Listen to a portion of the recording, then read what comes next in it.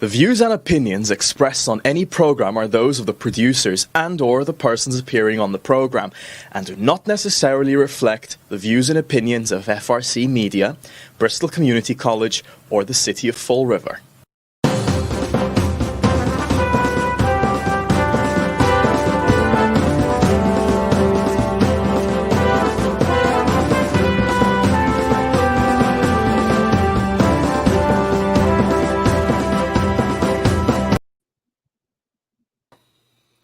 Well, hello. Welcome to Spindle City Straight Talk. I'm Chip. And I'm CJ.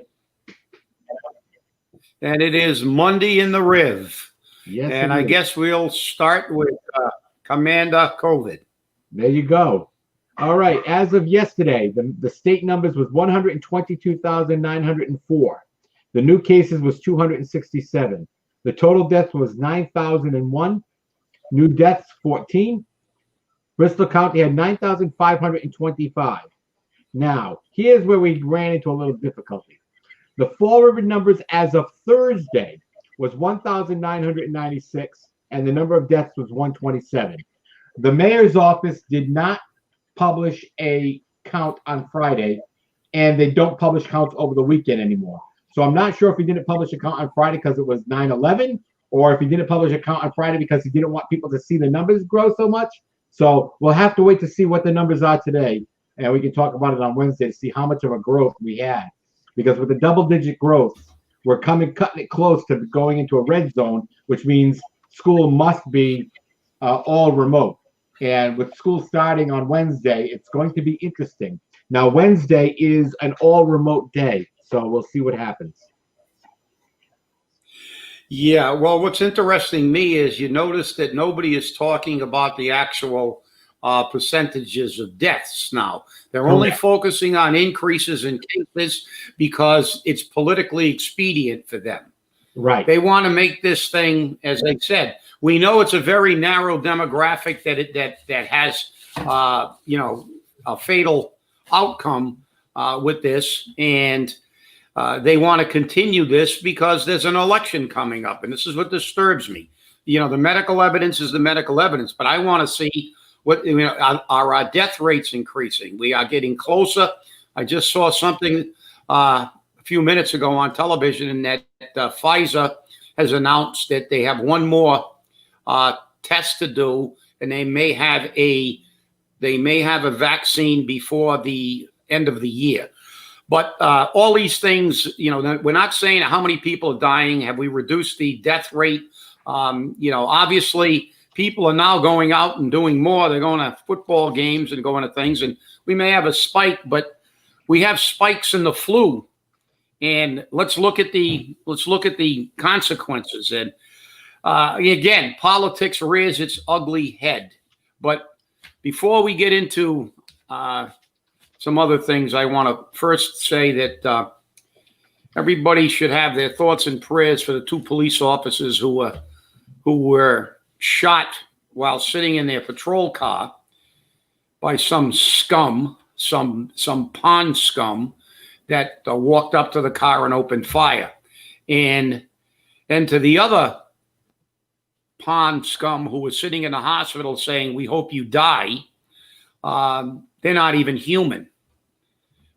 They don't care about life. Isn't it ironic that the people who are so liberal and are worried about everybody say that it's okay to kill people who have a different opinion? This is not America. This is a third world country when you have behavior like this. Is Somalia, where they have tribal warfare. This is where they have ethnic cleansing. These are third world countries that allow this to happen. And it's outrageous that this is allowed to be done by these governors and mayors without a hell of a lot of comment.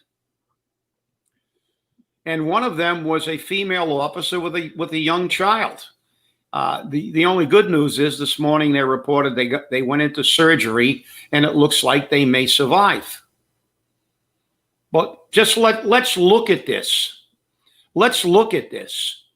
There was a professor at some Rhode Island college, and they didn't identify him when I heard the story. I don't know if he's been identified since, because I haven't seen it, but I've been looking for it.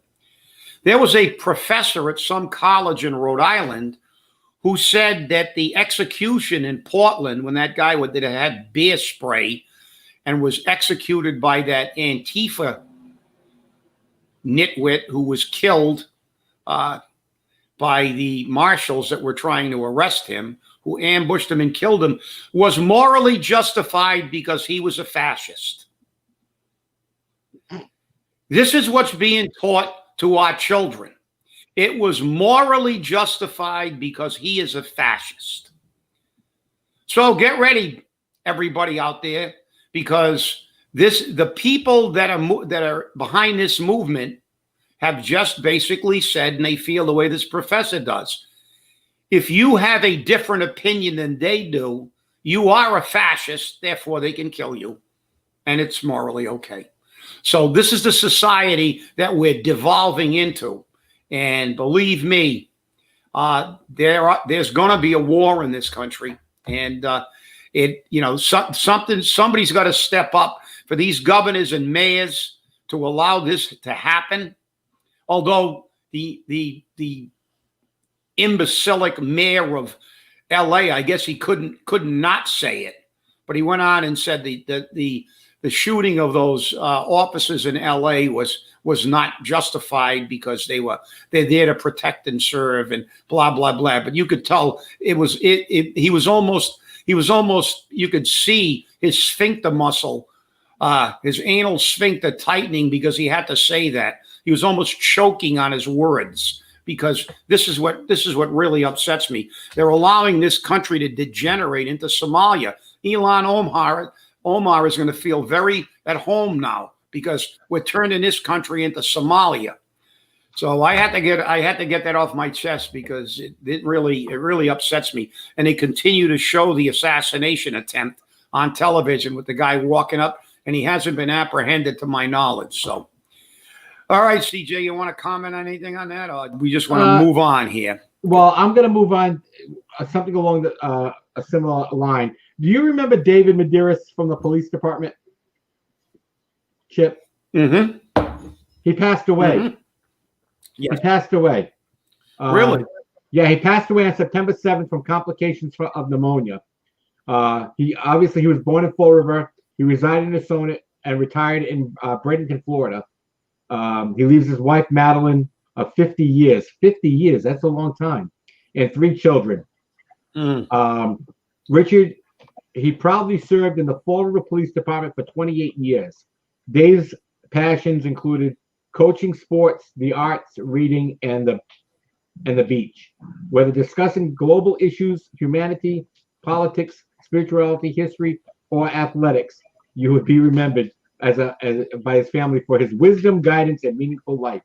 That this is another public servant who's passed away, and we didn't hear a lot about it. I mean, I know public servants are dying every day. I see it all the time, but here in Fall River, we're not a huge city. We're not Boston. We're not Los Angeles. Okay, so when somebody like Dave Medeiros, who I vaguely remember, passes away, it kind of hits home because, again, it was the public safety community was a small community in Fall River. It's not like there's a million of public safety officers, and you work together hand in hand over a lot of different issues. And over 28 years, I'm sure he, like you, saw a lot of different things in the city. So, I want to extend my condolences to his family and thank them for his service. As do I. But you know something, CJ? I'm glad you really read that because it shows something that's extremely important. He was far more than a police officer.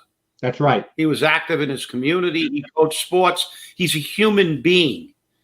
And that's what really disturbs me when I see police officers being shot. That female officer was a mother. And I'm sure that the male officer was probably a father or a brother. But he definitely was a son. These people are human beings. They're doing a job. What kind of distorted, sick human being will take someone's life with a total disregard for who they are as people. They are not just police officers, they are human beings. And it's a travesty that we've allowed this country for political reasons to degenerate into this chaos and savagery. This is a war. Some of these cities are war zones. Yes, they are. And it's pathetic the way the left continues to try to cover it up. I saw an excerpt from Bill Maher, even Bill Maher, who's like so far left. He's in another universe. He even took a reporter to task, a liberal reporter, because he was talking about the carnage in Portland. And you know what her response was? Oh, it's only a few blocks. Oh, really? It's only a few blocks? How about if you live on those few blocks? How about if your business was burnt to the ground that you spent your entire life building? How about if you're a person who lives in those few blocks and you can't leave your house? And what she doesn't say is, once they get done disseminating, destroying and that 2-block radius, what do you think they're going to do? Stop? They're going to go to the next 2 blocks. They're going to do it until they destroy everything in their path. And it's outrageous. It's outrageous how they totally ignore the reality of what's happening in America. What's happening in America is unacceptable in America or any civilized nation. And that's the end of it. But with that, I want to segue into something that's really upsetting me, because as you know, last week we had our first retirees meeting since COVID. Right. And at the meeting, someone asked me about, well, all of the healthcare issues and why they keep trying to take money. And I said, because they're always robbing Peter to pay Paul. And they said, well, why? And I said, because they never stop creating jobs for their friends. We have fewer and fewer police, fewer and fewer firefighters, fewer and fewer DCM workers, fewer and fewer people to provide service to the people. But we've seen our political jobs grow. We ran a city with far more employees and far more people with no city administrator, with no CFO, with no chief of staff to the mayor, no special assistant to the mayor. And this is what's happened. This has become an employment agency. And then the next night, I got a call from one of the people who attended the meeting, and they said, "You know what you were talking about?" He said, "I heard Pam Laliberte LeBeau, or as I like to call her, Pam, let's make a deal, LeBeau." Because that's not the first mayor. We know she went in to talk about her agenda, not the people's agenda. We talked about it on a previous show. But she does this routinely. And she flipped her vote. She was on there talking about creating and how Mary Sahadi needs help. So we need to get a city administrator. And she said they have to be paid at least $170,000, not the $140,000, because we can't get anybody that's worthwhile. Well, guess what? Apparently, no matter how much we pay, we can't get anybody worthwhile because, what's gone on here? This is outrageous. It's not $170,000. I did a quick with the present premium that we have. If the city, if whoever they hire has a family plan, that adds over $20,000 to the cost of that position to pay for the health care annually.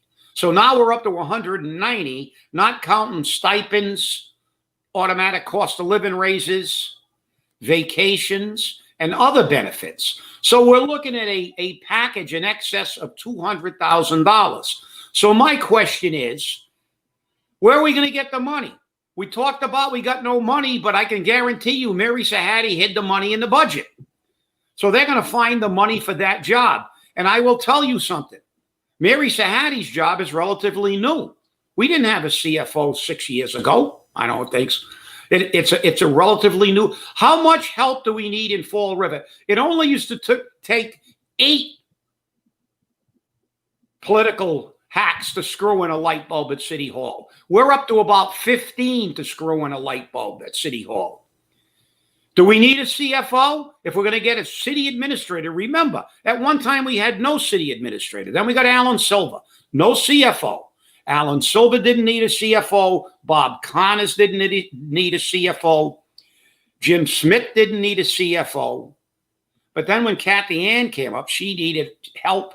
And so did Sean Kadim. Because Sean Kadim, let's face it, he probably is pretty good at what he does now. But let's think about it. Where did Sean Kadim come from, CJ? Came from Fall River. Did he work at Raytheon?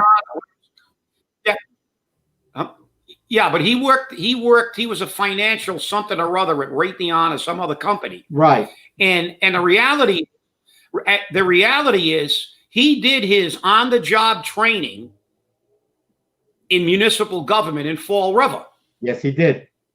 And I'm not saying, so he did we paid him to become good at what he did, got him all the assistance he needed to do the job because he really wasn't qualified for that job. And now he's moved over to Seekonk where now he's an expert. Right. And kudos to him for becoming an expert. But remember, when he got here, he didn't know SHI, the last letter of that word from Shinola, of municipal government. Right. And he did his OJT. So my question is, Carlton Viveris didn't need a city administrator, but he ultimately got Alan Silver. If we truly have a city administrator, why do we need a CFO? We have department heads who make their own budget. Now we're going to have a city administrator, and all of the good city administrators who knew what they were doing when they got here, Bob Connors didn't need anything. You got a treasurer, an auditor, department heads, all these people that are supposed to oversee finances in the city. And look at Mary Sahadi's record. We never got she's been here for 5 years. We never got an accurate number. So now we're going to have Mary Sahadi and we're going to get her help. And does she need help? Because I'm going to tell you something. Am I correct? Mary Sahadi works in Tiverton, Swansea, Seekonk, Fall River, and she's running her own private business in the private sector. And she's got so much time that the mayor wants to make her chairman of the Housing Authority Board. So when they say that she needs help, I can figure out if she does need help, it's because she's got too many side jobs. And she's in Florida again. She's in Florida about once a month. Right. So, don't give me this. So taxpayer, let's be outraged with this because that $200,000 salary is 4 cops, 4 firefighters to get another hack who they've already probably handpicked and give them $170,000 plus benefits, and then they're going to keep paying Mary. And how many more political hacks are we going to get to screw in the light bulb? Because the only thing that's getting screwed in this city is the taxpayer.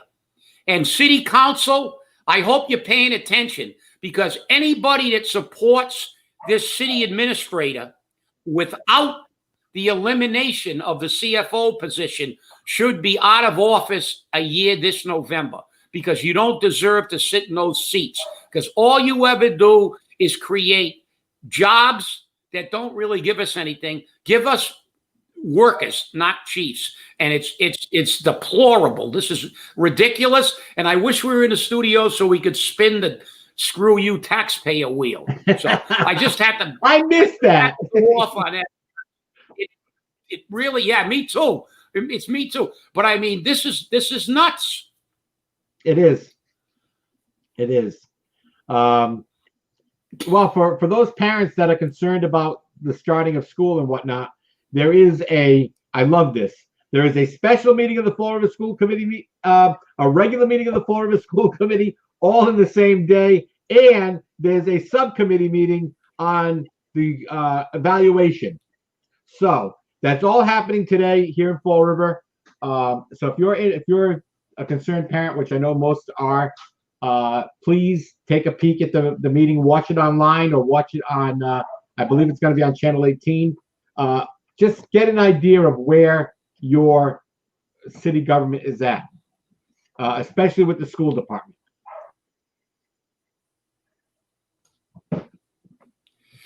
Yeah, well, the schools have become a real major football issue here, because it's like, this is like, it's about as chaotic as all the numbers in the COVID. So COVID, the long-term effect of COVID, I think that's probably one of the greatest impacts that COVID has had. Look, it's bad enough with businesses and business entities, but it's crazy what's happening in the school department, and it's too bad, because the students and the parents are the people who are being fundamentally they're between a rock and a hard place. It's crazy. Yeah. It is crazy. But I got to get back to that one thing, because I was thinking about this, and when they were talking about creating yet another position, a position we've already had, but if you want a city administrator, this is the reason I think we should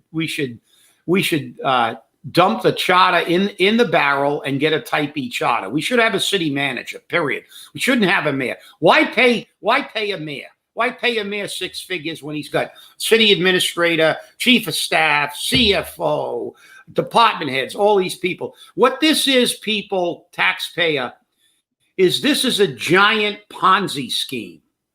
The city of Fall River is a giant Ponzi. You know what a Ponzi is? Because I looked up so I could get the exact definition.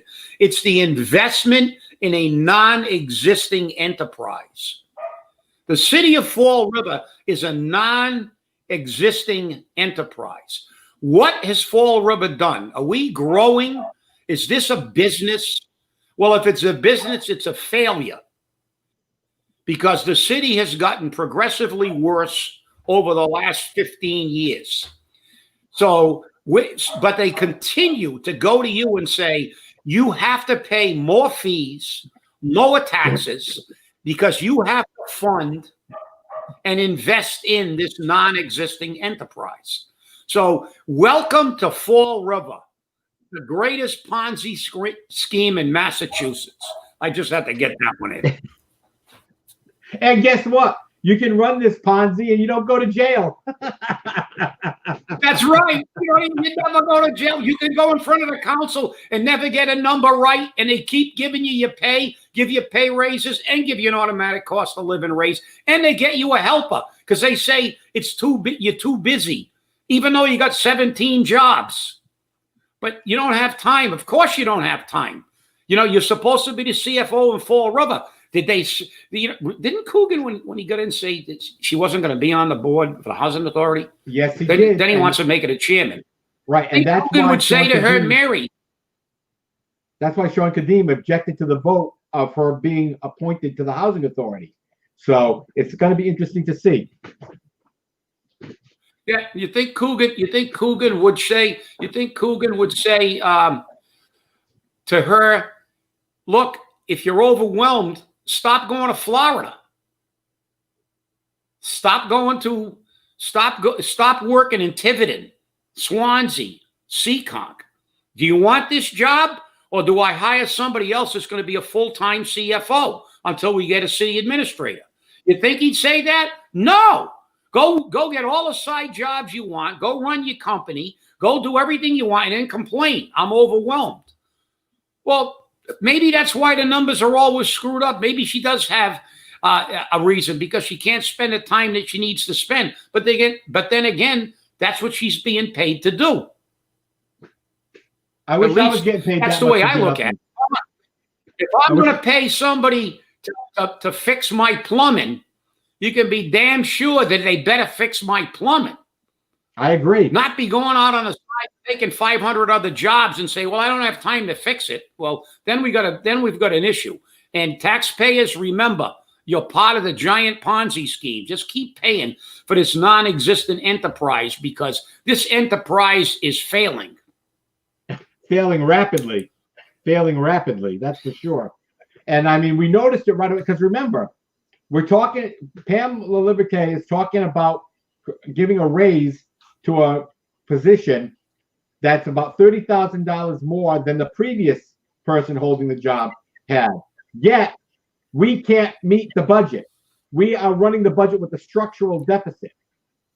So again, like you said, where are we going to come up with that money? I know where they can come up with that $30,000 real easy. The money for the Great Feast of the Holy Ghost Police overtime, transfer it from there, because the city council passed this budget and did not do any line item decreases. And Mary Sahadi sold that saying, well, if we leave that in there, we can transfer it somewhere else when we need it. So she admitted. And then the structural deficit remains, because if you create this position and you rob the money like they did for healthcare, for fire and police, which creates a structural deficit, next year when that salary comes due, it's not funded because you robbed the money to pay it this year. You took you took it out of your gas bill or something. And therein lies the folly of this city and this council. So kudos to the 4 people who voted against it, because this city is being run, like I said, like a Ponzi scheme. They just keep telling us to throw money into the Ponzi pit. And this is the way this city continues to go, and your taxes continue to grow. Wow, that rhymed almost. It's like I'm a poet and I didn't even know it. So, but this is the key. We never stop spending because, how are we going to fund public safety next year? They took it out of healthcare. So what are they going to do? Come after our healthcare again next year? They're going to reduce the service to the taxpayers.